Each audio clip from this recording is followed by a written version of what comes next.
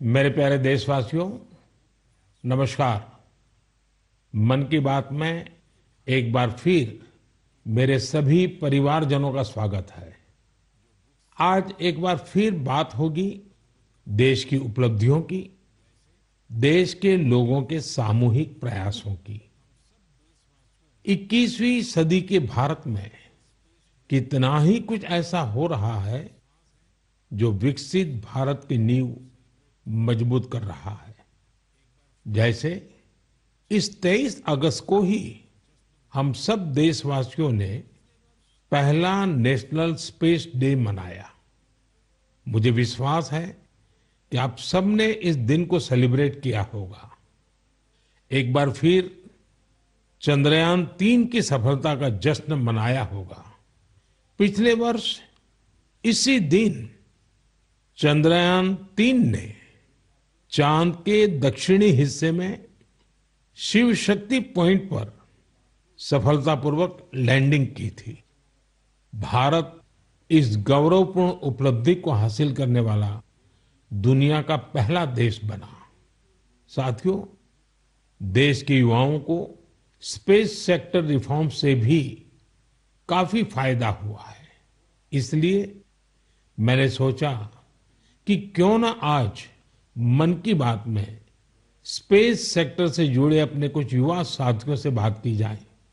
मेरे साथ बात करने के लिए स्पेस टेक स्टार्टअप गैलेक्स आई की टीम जुड़ रही है। इस स्टार्टअप को आईआईटी मद्रास के एलुमनाई ने शुरू किया था। ये सारे नौजवान आज हमारे साथ फोन लाइन पर मौजूद है। सुयश, डेनिल, रक्षित, किशन और प्रणीत। आइए इन युवाओं के अनुभवों को जानते हैं। हेलो। हेलो। हेलो। नमस्ते जी। नमस्कार सर। अच्छा साथियों, मुझे ये देखकर खुशी होती है कि आईआईटी मद्रास के दौरान हुई आपकी दोस्ती आज भी मजबूती से कायम है। यही वजह है कि आपने मिलकर गैलेक्स आई शुरू करने का फैसला किया। और मैं आज जरा उसके विषय में भी जानना चाहता हूं। इस बारे में बताइए। इसके साथ ही ये भी बताएं कि आपकी टेक्नोलॉजी से देश को कितना लाभ होने वाला है। जी, मेरा नाम सुयश है। हम लोग साथ में, जैसा आपने बोला, सब लोग साथ में आईआईटी मद्रास में मिले। वहीं पर हम लोग सब पढ़ाई कर रहे थे, अलग अलग ईयर्स में थे अपने इंजीनियरिंग के। और उसी वक्त हम लोगों ने सोचा कि एक हाइपरलूप नाम का एक प्रोजेक्ट है जो हम लोग चाहते थे साथ में करेंगे। उसी दौरान हमने एक टीम की शुरुआत की, उसका नाम था आविष्कार हाइपरलूप, जिसको लेकर हम लोग अमेरिका भी गए। उस साल हम एशिया की इकलौती टीम थी जो वहां गई और हमारे देश का जो झंडा है उसको हमने फहराया। और हम टॉप 20 टीम्स में से थे, जो out of around 1500 teams around the world. चलिए, आगे सुनने से पहले इसके लिए तो बधाई दे दूं मैं। बहुत बहुत धन्यवाद आपका। उसी उपलब्धि के दौरान हम लोगों की दोस्ती काफी गहरी हुई और इस तरीके के कठिन प्रोजेक्ट्स और टफ प्रोजेक्ट्स को करने का कॉन्फिडेंस भी आया। और उसी दौरान स्पेसएक्स को देख के और स्पेस में जो आपने जो ओपन अप किया एक प्राइवेटाइजेशन को, जो 2020 में एक लैंडमार्क डिसीजन भी आया, उसको लेकर हम लोग काफी एक्साइटेड थे। और मैं रक्षित को इनवाइट करना चाहूंगा बोलने के लिए कि हम क्या बना रहे हैं और उसका फायदा क्या है। जी, तो मेरा नाम रक्षित है और इस टेक्नोलॉजी से हमको कैसे लाभ होगा मैं इसका उत्तर दूंगा। रक्षित, आप उत्तराखंड में कहाँ से हैं? सर, मैं अल्मोड़ा से हूँ। तो बाल मिठाई वाले हैं आप? जी सर, जी सर, बाल मिठाई हमारी फेवरेट है। तो हमारा जो लक्ष्य सेन है ना, वो मेरे लिए रेगुलरली बाल मिठाई खिलाता रहता है मुझे। हाँ रक्षित, बताइए। तो हमारी जो ये टेक्नोलॉजी है, ये अंतरिक्ष से बादलों के आर पार देख सकती है और ये रात्रि में भी देख सकती है। तो हम इससे देश के किसी भी कोने के ऊपर रोज एक साफ तस्वीर खींच सकते हैं। और ये जो डेटा हमें आएगा, इसका उपयोग हम दो क्षेत्रों में विकास करने के लिए करेंगे। पहला है भारत को अत्यंत सुरक्षित बनाना। हमारे जो बॉर्डर्स हैं और हमारे जो ओशंस हैं, सीज हैं, उसके ऊपर रोज हम मॉनिटर करेंगे और एनिमी की एक्टिविटीज को मॉनिटर करेंगे और हमारी आर्म्ड फोर्सेस को इंटेलिजेंस प्रोवाइड करेंगे। और दूसरा है भारत के किसानों को सशक्त बनाना। तो हमने ऑलरेडी एक प्रोडक्ट बनाया है भारत के झींगा किसानों के लिए, जो अंतरिक्ष से उनके पॉन्ड्स के पानी की क्वालिटी मेजर कर सकता है 1/10 ऑफ द करंट कॉस्ट में। और हम चाहते हैं आगे जाते हुए हम दुनिया के लिए best quality satellite images generate करें, और जो ग्लोबल इश्यूज हैं, ग्लोबल वार्मिंग जैसे, इससे लड़ने के लिए हम दुनिया को best quality satellite data provide करें। इसका मतलब हुआ कि आपकी टोली जय जवान भी करेगी, जय किसान भी करेगी। जी सर, बिल्कुल। साथियों, आप इतना अच्छा काम कर रहे हैं, मैं ये भी जानना चाहता हूं कि आपकी इस टेक्नोलॉजी का प्रिसीजन कितना है? सर, हम लेस देन 50 सेंटीमीटर के रेजोल्यूशन तक जा पाएंगे, और हम एक बार में approximately more than 300 square kilometre area को इमेज कर पाएंगे। चलिए, मैं समझता हूं कि ये बात जब देशवासी सुनेंगे तो उनको बड़ा गर्व होगा। लेकिन मैं एक और सवाल पूछना चाहूंगा। जी सर। स्पेस इकोसिस्टम बहुत ही वाइब्रेंट हो रहा है। अब आपकी टीम इसमें क्या बदलाव देख रहे हैं?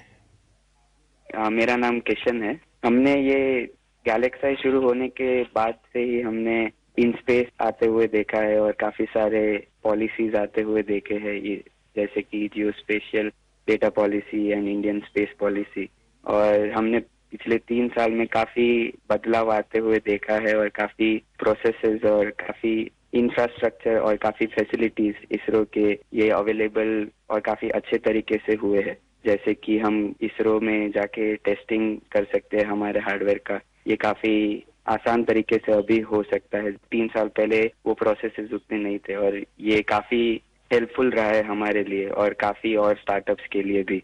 और रिसेंट एफडीआई पॉलिसीज की वजह से और ये फैसिलिटीज अवेलेबिलिटी की वजह से और स्टार्टअप्स को आने के लिए काफी इंसेंटिव है, और ऐसे स्टार्टअप्स आके काफी इजीली और काफी अच्छे से डेवलपमेंट कर सकते हैं ऐसी फील्ड में जिसमें यूजुअली डेवलपमेंट करना बहुत कॉस्टली और टाइम कंज्यूमिंग रहता है। बट करंट पॉलिसीज और इन स्पेस के आने के बाद काफी चीजें आसान हुई है स्टार्टअप्स के लिए। मेरे मित्र डेनियल चावड़ा भी इस पे कुछ और बोलना चाहेंगे। डेनियल बताइए। सर, हमने एक और चीज ऑब्जर्व किया है। हमने देखा है कि जो इंजीनियरिंग के छात्र हैं उनकी सोच में बदलाव देखा है। वो पहले बाहर जाके हायर स्टडीज परस्यू करना चाहते थे और वहाँ काम करना चाहते थे और स्पेस डोमेन में, बट अब क्योंकि इंडिया में स्पेस इकोसिस्टम बहुत अच्छी तरीके से आ रहा है, तो इस कारण वो लोग इंडिया वापस आके इस इकोसिस्टम के पार्ट बनना चाहते हैं। तो ये काफी अच्छा फीडबैक हमें मिला है, और हमारे खुद की कंपनी में कुछ लोग वापस आके काम कर रहे हैं इसी वजह से। मुझे लगता है कि आपने दोनों जो पहलू बताए हैं, किशन ने और डेनियल दोनों ने, मैं जरूर मानता हूं कि बहुत से लोगों का इस तरफ ध्यान नहीं गया होगा कि एक क्षेत्र में जब रिफॉर्म होता है तो रिफॉर्म का कितने मल्टीपल इफेक्ट्स होते हैं, कितने लोगों का लाभ होता है, और जो आपके वर्णन से, और क्योंकि आप उस फील्ड में हैं तो आपको ध्यान में जरूर आता है, और आपने ऑब्जर्व भी किया है कि देश के नौजवान अब इस फील्ड में यहीं पर अपना भविष्य आजमाना चाहते हैं, अपने टैलेंट का उपयोग करना चाहते हैं। बहुत अच्छा ऑब्जर्वेशन है आपका। एक और सवाल मैं पूछना चाहूंगा, आप उन युवाओं को क्या संदेश देना चाहेंगे जो स्टार्टअप्स और स्पेस सेक्टर में सफलता हासिल करना चाहते हैं? मैं प्रणीत बात कर रहा हूँ और मैं एक सवाल का जवाब दूंगा। हाँ प्रणीत, बताइए। सर, मैं अपने कुछ सालों के एक्सपीरियंस से 2 चीजें बोलना चाहूंगा। सबसे पहली इज, अगर अपने को स्टार्टअप करना हो तो यही मौका है, क्योंकि पूरी दुनिया में इंडिया आज वो देश है जो वर्ल्ड का सबसे फास्टेस्ट ग्रोइंग इकोनॉमी है, और इसका मतलब ये हुआ कि अपने पास अपॉर्चुनिटी बहुत ज्यादा है। जैसे मैं 24 साल की उम्र में ये सोच के प्राउड फील करता हूँ कि अगले साल हमारी एक सैटेलाइट लॉन्च होगी जिसके बेसिस पे अपनी गवर्नमेंट कुछ मेजर डिसीजंस लेगी और उसमें हमारा छोटा सा एक कंट्रीब्यूशन है। ऐसी कुछ नेशनल इम्पैक्ट की प्रोजेक्ट्स पे काम करने को मिले, ये ऐसी इंडस्ट्री और ये ऐसा टाइम है, गिवन कि ये स्पेस इंडस्ट्री आज अभी तो स्टार्ट हो रही है। तो मैं अपने युवा दोस्तों को यही बोलना चाहूंगा कि ये अपॉर्चुनिटी ना सिर्फ इम्पैक्ट की बट ऑल्सो उनके खुद के फाइनेंशियल ग्रोथ की और एक ग्लोबल प्रॉब्लम सॉल्व करने की है। तो हम आपस में यही बात करते हैं कि बचपन में हम ये बोलते थे कि बड़े होके एक्टर बनेंगे, स्पोर्ट्समैन बनेंगे या ऐसे कुछ चीजें होती थी। बट आज अगर हम ये सुने कि कोई बड़ा होके ये बोलता है कि मुझे बड़ा होके एंटरप्रेन्योर बनना है, स्पेस इंडस्ट्री में काम करना है, ये हमारे लिए बहुत प्राउड मोमेंट है कि हम इस पूरे ट्रांसफॉर्मेशन में एक छोटा सा पार्ट प्ले कर पाए। साथियों, एक प्रकार से प्रणीत, किशन, डेनिल, रक्षित, सुयस, जितनी मजबूत आपकी दोस्ती है उतना ही मजबूत आपका स्टार्टअप भी है। तभी तो आप लोग इतना शानदार काम कर रहे हैं। मुझे कुछ साल पहले आईआईटी मद्रास जाने का अवसर मिला था और मैंने उस संस्थान के एक्सीलेंस को खुद अनुभव किया है। और वैसे भी आईआईटी के संबंध में पूरे विश्व में एक सम्मान का भाव है और वहां से निकलने वाले हमारे लोग जब भारत के लिए काम करते हैं तो जरूर कुछ न कुछ अच्छा कंट्रीब्यूट करते हैं। आप सभी को और स्पेस सेक्टर में काम करने वाले दूसरे सभी स्टार्टअप्स को मेरी बहुत बहुत शुभकामनाएं हैं। और आप पांचों साथियों से बात करके मुझे बहुत अच्छा लगा। चलिए, बहुत बहुत धन्यवाद दोस्तों। Thank you so much. मेरे प्यारे देशवासियों, इस साल मैंने लाल किले से बिना पॉलिटिकल बैकग्राउंड वाले 1 लाख युवाओं को पॉलिटिकल सिस्टम से जोड़ने का आह्वान किया है। मेरी इस बात पर जबरदस्त प्रतिक्रिया हुई है। इससे पता चलता है कि कितनी बड़ी संख्या में हमारे युवा राजनीति में आने को तैयार बैठे हैं। बस उन्हें सही मौके और सही मार्गदर्शन की तलाश है। इस विषय पर मुझे देश भर के युवाओं के पत्र भी मिले हैं। सोशल मीडिया पर भी जबरदस्त रिस्पांस मिल रहा है। लोगों ने मुझे कई तरह के सुझाव भी भेजे हैं। कुछ युवाओं ने पत्र में लिखा है कि उनके लिए वाकई अकल्पनीय है दादा या माता पिता की कोई राजनीतिक विरासत नहीं होने की वजह से वो राजनीति में चाहकर भी नहीं आ पाते थे। कुछ युवाओं ने लिखा कि उनके पास जमीनी स्तर पर काम करने का अच्छा अनुभव है, इसलिए वे लोगों की समस्याओं को सुलझाने में मददगार बन सकते हैं। कुछ युवाओं ने यह भी लिखा कि परिवारवादी राजनीति नई प्रतिभाओं का दमन कर देती है। कुछ युवाओं ने कहा कि इस तरह के प्रयासों से हमारे लोकतंत्र को और मजबूती मिलेगी। मैं इस विषय पर सुझाव भेजने के लिए हर किसी का धन्यवाद करता हूं। मुझे उम्मीद है कि अब हमारे सामूहिक प्रयास से ऐसे युवा जिनका कोई पॉलिटिकल बैकग्राउंड नहीं है वे भी राजनीति में आगे आ सकेंगे। उनका अनुभव और उनका जोश देश के काम आएगा। साथियों, स्वतंत्रता संग्राम के दौरान भी समाज के हर क्षेत्र से ऐसे अनेकों लोग सामने आए थे जिनकी कोई राजनीतिक पृष्ठभूमि नहीं थी। उन्होंने खुद को भारत की आजादी के लिए झोंक दिया था। आज हमें विकसित भारत का लक्ष्य पाने के लिए एक बार फिर उसी स्पिरिट की जरूरत है। मैं अपने सभी युवा साथियों को कहूंगा, इस अभियान से जरूर जुड़े। आपका ये कदम अपने और देश के भविष्य को बदलने वाला होगा। मेरे प्यारे देशवासियों, हर घर तिरंगा और पूरा देश तिरंगा। इस बार ये अभियान अपनी पूरी ऊंचाई पर रहा। देश के कोने कोने से इस अभियान से जुड़ी अद्भुत तस्वीरें सामने आई। हमने घरों पर तिरंगा लहराते देखा, स्कूल, कॉलेज, यूनिवर्सिटी में तिरंगा देखा। लोगों ने अपनी दुकानों, दफ्तरों में तिरंगा लगाया। लोगों ने अपने डेस्कटॉप, मोबाइल और गाड़ियों में भी तिरंगा लगाया। जब लोग एक साथ जुड़कर अपनी भावना प्रकट करते हैं तो इसी तरह हर अभियान को 4 चांद लग जाते हैं। अभी आप अपनी टीवी स्क्रीन पर जो तस्वीरें देख रहे हैं, ये जम्मू कश्मीर के रियासी की है। यहां 750 मीटर लंबे झंडे के साथ तिरंगा रैली निकाली गई और ये रैली दुनिया के सबसे ऊंचे चिनाब रेलवे ब्रिज पर निकाली गई। जिसने भी इन तस्वीरों को देखा उसका मन खुशी से झूम उठा। श्रीनगर के डल लेक में भी तिरंगा यात्रा की मनमोहक तस्वीरें हम सब ने देखी। अरुणाचल प्रदेश के ईस्ट कामेंग जिले में भी 600 फीट लंबे तिरंगे के साथ यात्रा निकाली गई। देश के अन्य राज्यों में भी इसी तरह हर उम्र के लोग ऐसी तिरंगा यात्राओं में शामिल हुए। स्वतंत्रता दिवस अब एक सामाजिक पर्व भी बनता जा रहा है। ये आपने भी अनुभव किया होगा। लोग अपने घरों को तिरंगा माला से सजाते हैं। स्वयं सहायता समूह से जुड़ी महिलाएं लाखों झंडे तैयार करती हैं। ई कॉमर्स प्लेटफॉर्म पर तिरंगे में रंगे सामानों की बिक्री बढ़ जाती है।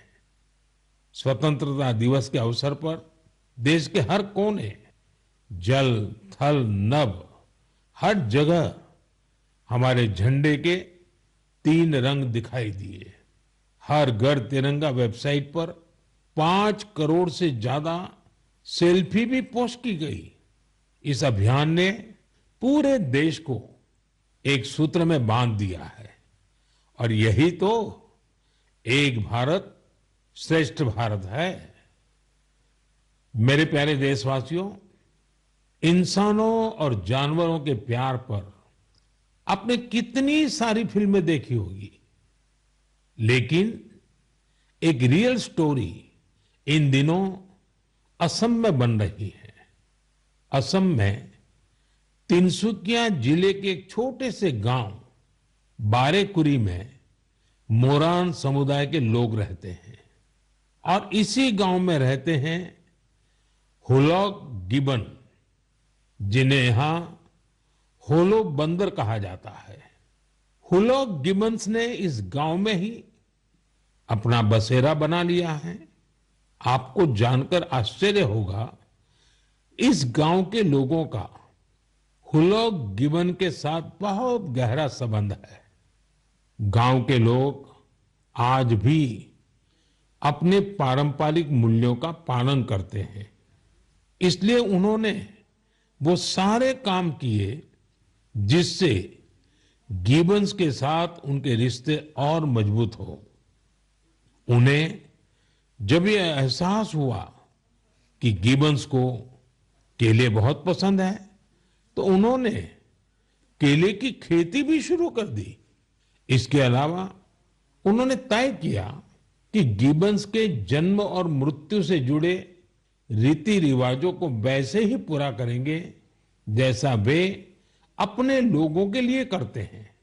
उन्होंने गिबन्स को नाम भी दिए हैं। हाल ही में गिबन्स को पास से गुजर रहे बिजली के तारों के कारण मुश्किलों का सामना करना पड़ रहा था। ऐसे में इस गांव के लोगों ने सरकार के सामने इस मामले को रखा और जल्द ही इसका समाधान भी निकाल लिया गया। मुझे बताया गया है कि अब ये गिबन्स तस्वीरों के लिए पोज भी देते हैं। साथियों, पशुओं के प्रति प्रेम में हमारे अरुणाचल प्रदेश के युवा साथी भी किसी से पीछे नहीं है। अरुणाचल में हमारे कुछ युवा साथियों ने 3D प्रिंटिंग टेक्नोलॉजी का उपयोग करना शुरू किया है। जानते हैं क्यों? क्योंकि वो वन्य जीवों को सींगों और दांतों के लिए शिकार होने से बचाना चाहते हैं। नाबम बापू और लिखा नाना के नेतृत्व में ये टीम जानवरों के अलग अलग हिस्सों की 3D प्रिंटिंग करती है। जानवरों के सींग हो, दांत हो, ये सब 3D प्रिंटिंग से तैयार होते हैं। इससे फिर ड्रेस और टोपी जैसी चीजें बनाई जाती हैं। ये गजब का अल्टरनेटिव है जिसमें बायोडिग्रेडेबल मटेरियल का उपयोग होता है। ऐसे अद्भुत प्रयासों की जितनी भी सराहना की जाए कम है। मैं तो कहूंगा अधिक से अधिक स्टार्टअप्स इस क्षेत्र में सामने आए ताकि हमारे पशुओं की रक्षा हो सके और परंपरा भी चलती रहे। मेरे प्यारे देशवासियों, मध्य प्रदेश के झाबुआ में कुछ ऐसा शानदार हो रहा है जिसे आपको जरूर जानना चाहिए। वहां पर हमारे सफाई कर्मी भाई बहनों ने कमाल कर दिया है। इन भाई बहनों ने हमें वेस्ट टू वेल्थ का संदेश सच्चाई में बदल कर दिखाया है। इस टीम ने झाबुआ के एक पार्क में कचरे से अद्भुत आर्टवर्क तैयार किया है। अपने इस काम के लिए उन्होंने आसपास के क्षेत्रों से प्लास्टिक वेस्ट, इस्तेमाल की हुई बॉटल्स, टायर्स और पाइप्स इकट्ठा किए। इन आर्ट वर्क्स में हेलीकॉप्टर, कार और तोपे भी शामिल हैं। खूबसूरत हैंगिंग फ्लावर पॉट्स भी बनाए गए हैं। यहां इस्तेमाल किए गए टायरों का उपयोग आरामदायक बेंच बनाने के लिए किया गया है। सफाई कामगारों की इस टीम ने रिड्यूस, रीयूज और रिसाइकल का मंत्र अपनाया है। उनके प्रयासों से पार्क बहुत ही सुंदर दिखने लगा है। इसे देखने के लिए स्थानीय लोगों के साथ ही आसपास के जिलों में रहने वाले भी यहां पहुंच रहे हैं। साथियों, मुझे खुशी है कि आज हमारे देश में कई सारी स्टार्टअप टीम भी पर्यावरण को बढ़ावा देने के लिए ऐसे प्रयासों से जुड़ रही है। ई कॉन्शियस नाम की एक टीम है जो प्लास्टिक वेस्ट का उपयोग इको फ्रेंडली प्रोडक्ट्स बनाने में कर रही है।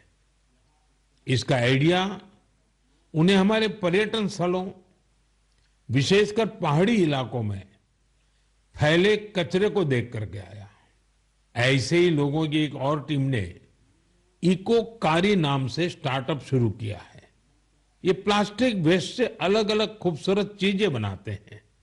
साथियों, टॉय रिसाइकलिंग भी ऐसा ही एक और क्षेत्र है जिसमें हम मिलकर काम कर सकते हैं। आप भी जानते हैं कि कई बच्चे कितनी जल्दी खिलौनों से बोर हो जाते हैं। वही ऐसे बच्चे भी हैं जो उन्हीं खिलौनों का सपना संजोए होते हैं। ऐसे खिलौने जिससे अब आपके बच्चे नहीं खेलते, उन्हें आप ऐसी जगहों पर दे सकते हैं जहां उनका उपयोग होता रहे। ये भी पर्यावरण की रक्षा का एक अच्छा रास्ता है।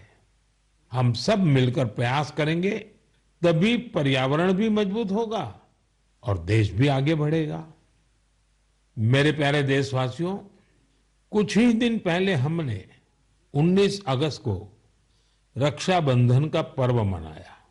उसी दिन पूरी दुनिया में विश्व संस्कृत दिवस भी मनाया गया।